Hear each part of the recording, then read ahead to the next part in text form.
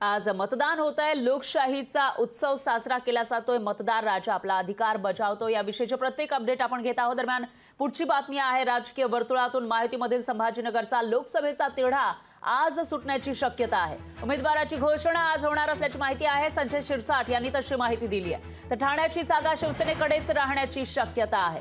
पण नाशिक, दक्षिण मुंबई, पालघरचा तिढा अद्यापही कायम आहे। तर रत्नागिरी, सिंधुदुर्ग मधून नारायण राणे यांना उमेदवारी देण्यात आली आहे। पण इतर काही जागांवरून महायुतीमध्ये तिढा अजूनही कायम आहे आणि तो आज सुटण्याची शक्यता वर्तवली जाते। तर रत्नागिरी, सिंधुदुर्ग मतदारसंघासाठी भाजपने नारायण राणे यांची उमेदवारी काल जाहीर केली आहे। यामुळे यवतमाळ, वाशिम, हिंगोली आणि रामटेक इथे उमेदवार बदलायला लावल्यानंतर शिवसेनेकडून एक जागा भाजपने बळकावल्याचं स्पष्ट झालंय।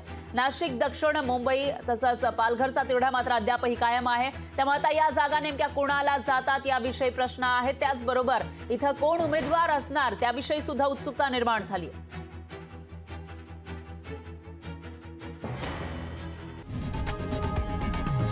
लोकशाही मराठी ऐका, पहा, जागरूक रहा।